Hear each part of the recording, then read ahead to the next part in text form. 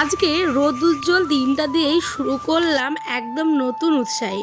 টিনের ঘর আর বারান্দাটাকে আজ একদম চকমকে করে পরিষ্কার করে ফেললাম। সাথেই কাপড় চোপড় গোছানো, ফুলদানি সাজিয়ে রাখা, সব মিলিয়ে গোটা ঘরটাই যেন নতুন রূপ পেল। নিজের সংসার গুছোতে বা সাজিয়ে রাখতে কার না ভালো লাগে বলুন তো।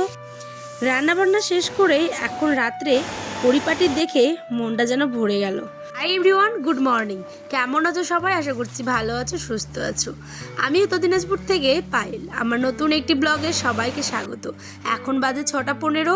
দরজা খুলতেই উড়োগের ডাক, আর সাথে একটা ঝলমলে সুন্দর দিন।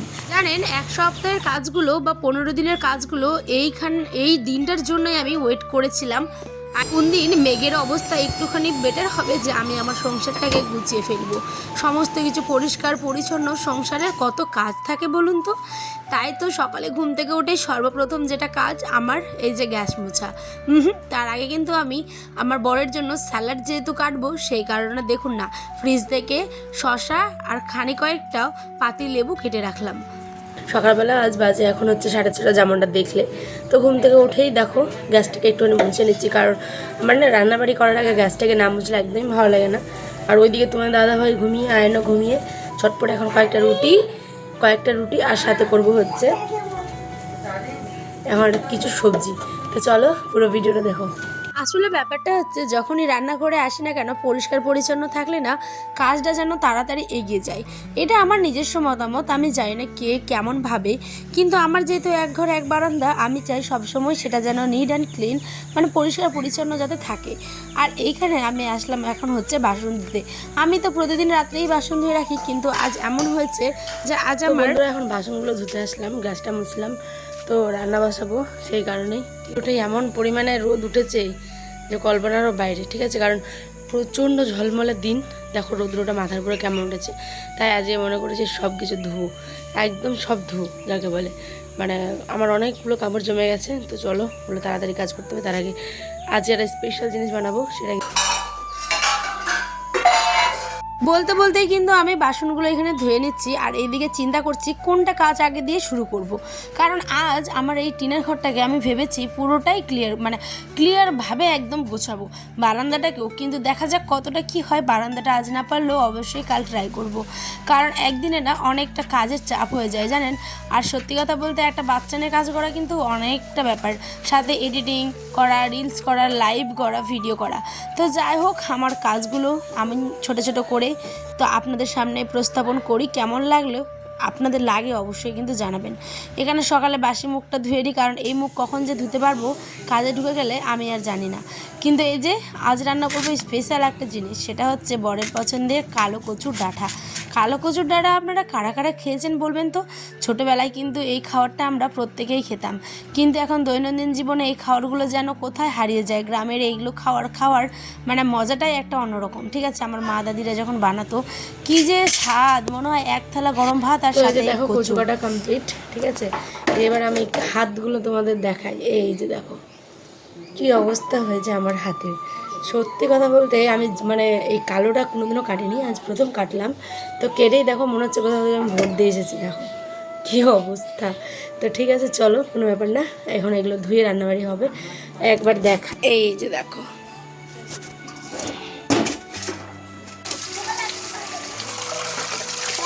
রান্নাবান্নাগুলো গ্রামের প্রায় ঘরে ঘরেই হয়। চুলোতে দেখবেন কিংবা গ্যাসে, রান্নাঘরে কিন্তু গ্রামের লোকেরা এই রান্নাটাকে রাখেই, সে মাসে একবার হোক কিংবা 2বার। আজকাল তো অনেকে আর খায় না এসব, কিন্তু আমার মা দাদিরা যখন রান্না করতো, কি যে সেন্ট, এই সেন্ট আর মানে এই সেন্টেই এক থালা ভাত খাওয়া হয়ে যেত। এই যে কচু সেদ্ধ করছি, দেখতে কত সুস্বাদু লাগছে তাই না। কচুটা খেতেও হয়েছে দুর্দান্ত। এই কচুর কিন্তু গলায় ধরে না, কিন্তু এটা যেহেতু 2 রকমের কচু হয়, আগেই বলি, কালো কচু আর একটা সাদা কচু, মানে সবুজ যেটা। তো এটা কালো কচুটা একটুখানি ধরার চান্স থাকে, সেই কারণে দেখতে পাবেন আমি পরে কী করি। তার আগে দেখুন, এখানে আয়নাবা ফরচুনের 3 কেজির মতো আটা নিয়ে এসেছিলো। আমার বড় 2-3 দিন ধরে ভাত খাওয়া ছেড়ে দিয়েছে তার হেলথের জন্য, যাতে ওই হেলথ মানে হেলথলি আর কি ভালো থাকতে পারে। তাই এই যে 3 টাইমে রুটি খাচ্ছে। তাই আমি সকালেও মানে ব্রেকফাস্টে রুটি, সাথে দুপুরেও কিন্তু রুটি। আর রুটি যখন ফুলে না তখন ক্যামেরাটা অন করি, দেখুন কি সুন্দরভাবে ফুলেছে। কিন্তু বেশিরভাগ সময় যখনই ক্যামেরা অন করি রুটি না ফুলতে চায় না। এটা কি আমার সাথেই শুধুমাত্র ঘটে, না আপনাদের সাথেও ঘটে? অবশ্যই কিন্তু জানাবেন। আর এই দিকে দেখুন আমি পেঁয়াজ, কাঁচা লঙ্কা আর একটুখানি আদা সাম্বাস দিয়ে, তেজপাতাও দিয়েছি, দিয়ে কচুটাকে কিন্তু ফোড়নে দিলাম। এখানে অনেক বাদাম, অনেক ঘি, অনেক কিছু মানে দেওয়া যেত, কিন্তু আমি এটা একদমই নর্মাল আর হেলদিভাবে করলাম, সেই জন্যই কিন্তু এমনটা। কারণ আমার বর আগেই বলেছিল কচুটার যা ভিটামিন থাকে সেটা যাতে তুমি নষ্ট না করে ফেলো, এটাই হচ্ছে ব্যাপার। তারপরে একটুখানি লেবু দিলাম, কারণ অনেক পরিমাণে গলায় যদি ধরতে পারে, কারণ আমাদের ছোট্ট বাচ্চাটাও খাবে, সেই জন্য আর কি। আর এখন আমি গেছিলাম সার্ফ আনতে। বললাম যে প্রথমেই আজকে ঘরটাকে আমি পুরো ঝাঁকানাকা করে পরিষ্কার করবো, ঠিক আছে। আর এইখানে কর্তামশাই আর আমি কিন্তু খেতে বসে গেছি। এই যে কচু আয়নকে কিন্তু খাওয়াচ্ছি, ওকে আবার পাপাকে আবার বলছি গলায় ধরবে না তো গো, বলছে না না তুমি নিশ্চিন্তে খাওয়াতে পারো, এইটা কচু অনেক আয়রন আছে, অনেক ক্যালসিয়াম, অনেক ভিটামিনস, তুমি এগুলো খাওয়াও। আমি বলছি ঠিক আছে, তবে যেমনটা কথা। খাওয়ানোর পরে কিন্তু দেখি না আয়ান কিন্তু বেশ ভালো মতোই খেয়েছে, মানে 2-3টা কল খেয়েছে আর কি। সেটাই আমার কাছে অনেক একটা বড় পাওয়া, কারণ অনেকে খেতেই চায় না, অনেকের বাচ্চা কাচ্চা, তাই না। আমাদের গ্রামে এই যে আমাদের বিশেষ করে ঘরে এই বস্তাগুলোই আমরা ইউজ করি। আমাদের স্পেশালি যে পাপোশ বা আর কিছু সেটা কিন্তু নেই। আমরা হয়তো চাইলেই সেটা নিতে পারি, কিন্তু নেওয়া হচ্ছে না, কারণ আমাদের যেমন এখন পরিবেশ তার সঙ্গে কিন্তু সেই বস্তাগুলোই যায়। সেই জন্য দেখুন না পাপোশ হিসেবে বস্তাগুলো ভালো করে ধুয়ে নিলাম। আর এদিকে মশারি, তারপরে সোফার চাদর, বিছানার চাদর, মানে বালিশের কাপড় সমস্ত কিছু ভালো করে কেচে নিলাম। ওই যে কালো গামলাটার 1 গামলা কাপড় কিন্তু কেচেছি। আর এখন আমি দেখেছেন রোদটা কেমন উঠেছে। এই রোদ দেখে কার না কাজ করতে ইচ্ছে করে বলুন তো? মনে হয় সারা মাসের কাজগুলো একদিনেই করে রেখে দিই। তাই তো বালিশের কভার থেকে শুরু করে সমস্ত কিছু আমি কিন্তু, আপনারাও নিশ্চয়ই এমনটাই করেন তাই না? হ্যাঁ জানি তো, ঘরে ঘরে এটাই একটা কথা, যখনই বৃষ্টি পড়ে সে এক অন্য রকমের আবেগ, আর যখনই রোদ উঠে তখনই মনের মানে মধ্যে জাগে যে ইস কখন কাজটা হবে, কখন রোদটা পরিষ্কার হবে, যে কাজগুলো আমার সংসারের হবে, তাই না। মশারিটাও কিন্তু শোকাতে দিয়ে দিলাম। এরপরে আয়নের বাবা বলছে আমি কিন্তু বেরিয়ে যাবো গো, দেরি করবো না। আমি বলছি ঠিক আছে তবে চলো, কেননা ওকে একটুখানি এগিয়ে দেওয়াটা আমার মানে কি বলবো কর্তব্য, ভালোবাসা যাই হোক বলো। তো আয়ানও কিন্তু যায় ওর বাবার সাথে, তাই হেলমেট, তারপর ওর গাড়ির চাবি থেকে শুরু করে ওটা খাওয়ার সমস্ত কিছু আমি এগিয়ে দিই। তো এই যে পাপার সাথে ও কিন্তু এখন যাবে, আগেই উঠে যাচ্ছে, এখানেই উঠে যাচ্ছে, এটা হচ্ছে উঠোন আমাদের, ঠিক আছে। এখানে দিনটা এমন মানে ছিল যে পুরো ঝাপসা হয়ে গেছিলো একটুখানি ক্যামেরাটা, যাই হোক কোনো ব্যাপার না, জল পড়েছে হয়তো সেই কারণে। এবার ওর পাপা চলে গেছে, আয়ন এদিকে জলজিরা খাচ্ছে। ওই না ভীষণ পরিমাণ জলজিরা এখন মানে দেখছে যে খাচ্ছে হয়তো অন্য কোনো বাচ্চারা, তাই আমাকে এসে বলে কি মাম্মা মাম্মা আমি না জলজিরা খাবো। আমি বলছি ঠিক আছে বাবা কিনে দেবো। তাই একটুখানি দিয়েছি, সেটাই চেটে চেটে খাচ্ছে বসে।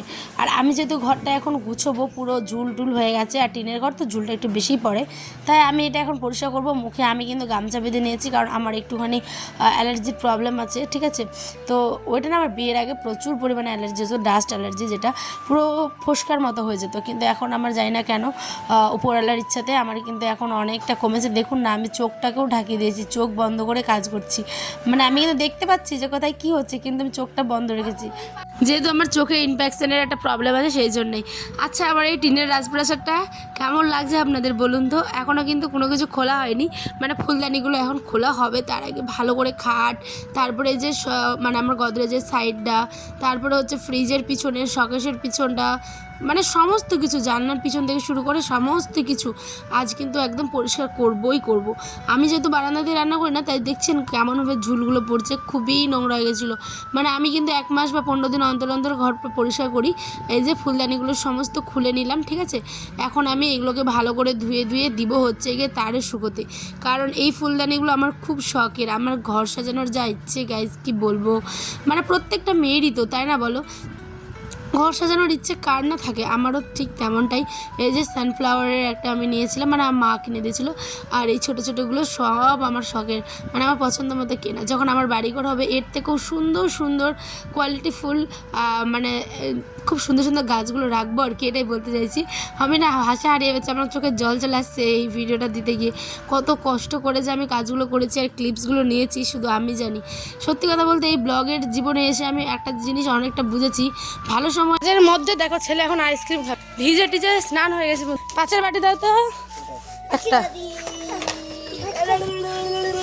পড়ি রে ফের পড়ি রে তুই রে এ ক্লাসে পড়ছে ফের স্কুলে পড়ছে না বাবা বাবা এই যে চলো চলো চলো চলো মা বকবে না কে বকবে চলো চলো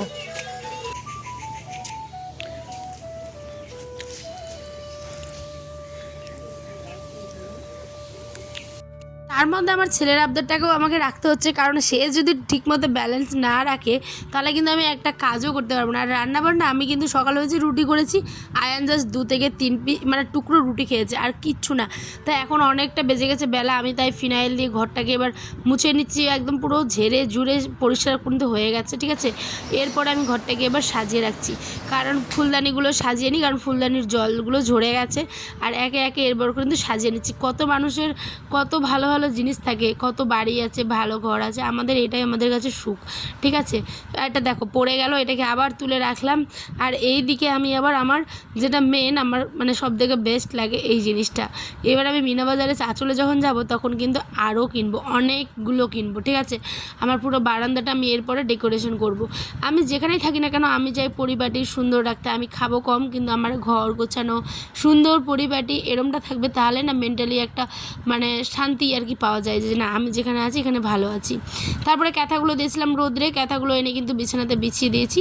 আর এটা একটা নতুন ডাইনিংয়ের কভার লাগালাম, কারণ এই কভারটা নতুন নেওয়া হয়েছিলো যেদিন আমরা গেছিলাম আর কি হেমদাবাদে সেদিনই। তো খুব সুন্দর একটা কালার, এগুলো না বেশি দিন থাকে না, খুব হলে 4 থেকে 5 মাস যায়, তারপরে আবার ছিঁড়ে যায়, জানি না কেন নিজে থেকেই ছিঁড়ে যায়। তো আমি ওটাকে না ধুয়ে দিয়েছিলাম, ধুয়ে বেশ করে কিন্তু পেতে দিয়েছি, খুব ভালো লাগছে। আর এইদিকে কিন্তু আমি এবার বিছানার চাদরটাকে পাতবো, আর তার আগে কিন্তু আমি চলো শুকনো কাপড়গুলো সব নিয়ে চলে আসি, কারণ এত রোদ দিতে দিতেই কাপড় শুকিয়ে যাচ্ছে পুরো আগুন, ঠিক। এবার চলুন ঝটপট করে কিন্তু বেডশিটটাকেও আমি পেতে নিই, কারণ আমার এটাও শুকিয়ে গেছে খুবই, কাপড়গুলো বলছি না দিতে দিতেই শুকিয়ে যাচ্ছে জানেন। চলুন এবার বিছানার চাদরটাকেও পেতে দিলাম। বাপরে এবার দেখে মনে হচ্ছে ঘরটা যাকে একটুখানি পূর্ণতা পেলো, জানেন যেমন একটা মানে অংশ হাতের আর কি বা পায়ের যে কোথাও শারীরিক কোনো একটা অংশ যদি একটু ক্ষতিগ্রস্ত হয় তাহলে যেমন যন্ত্রণা হয়, ঠিক তেমনই ঘরের একটা জিনিস যদি নোংরা থাকে বা পরিপাটি না থাকে তো কেমন জানি এটা লাগে। আমার তো করেছিলাম কিন্তু খাইনি। তো আমি এই যে ডিম সয়াবিন এখন রান্না করবো, আসো।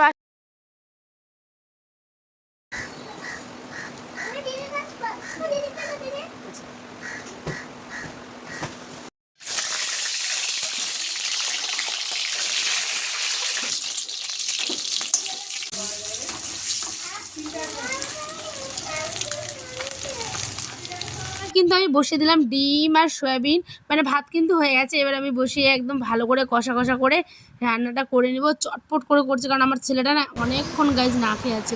সত্যি কথা বলতে আমার পুরো কান্না পাচ্ছিলো যে আমি কিছু করতে পারছি না, বড় মানে খুবই খিদে পেয়েছিলাম, আমি চোখ মুখ দেখেই বুঝতে পারছিলাম। তাই আমি স্নান ছেড়ে ঘর দর পরিষ্কার করে আগে ওকে খাইয়ে দিয়েছি, কারণ এই যে ঘরটা একটুখানি গুছানোটা দেখিয়ে দিয়ে আমি সোফার মানে শকেসের উপরে এই প্রয়োজনীয় জিনিসগুলোই রাখি। আর তারপরে কিন্তু এই যে এই গাছটা মানে ঝালরটা আর সাথে আমার ফ্রিজের এই জায়গাটা এইভাবেই রেখেছি, এখনও ফ্রিজটার ওখানে যে কাপড় থাকে সেটা দেওয়া হয়নি উপরে। আর এই তো গাছগুলো খুব শখের আর কি, ভালো লাগে আমার, তাই আমি সাজিয়ে রেখেছি, পরিপাটি করে রাখলাম। হ্যাঁ মামা নিচে খেলো, নিচে বাইরে যাবে না, ঠিক আছে, রৌদ্র করছে। তো ছেলেকে ঘুমিয়ে দিলাম, আর আমার ছেলে কিন্তু এখন আমি ভয়েস দিচ্ছি আমার সাথেই আছে, তাই তোমাদের সাথেও মানে আপনাদের সাথেও আর কি কথা বলছে।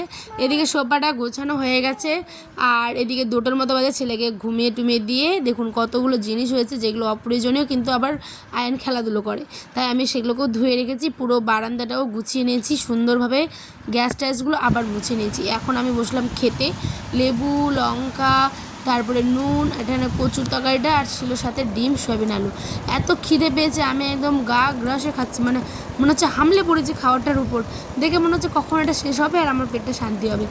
আমার আবার খেতে খেতেও লাইভ করতে লাগে, কারণ লাইভ করাটা একটা আমার মানে দায়িত্ব। আপনাদের সাথে বলুন বা তোমাদের সাথে যাই হোক না কেন কথা বলে খুব ভালো লাগে। তো ব্লগ কেমন হলো অবশ্যই জানাবেন, ভালো লাগলে চ্যানেলটা সাবস্ক্রাইব করে পাশে থাকবেন প্লিজ, কেমন। তো ছেলে এখন ঘুমাচ্ছে, আজকের গল্প আমাদের এখানেই শেষ করা হলো, দেখা হবে আবার অন্য একটি গল্পে, বাই।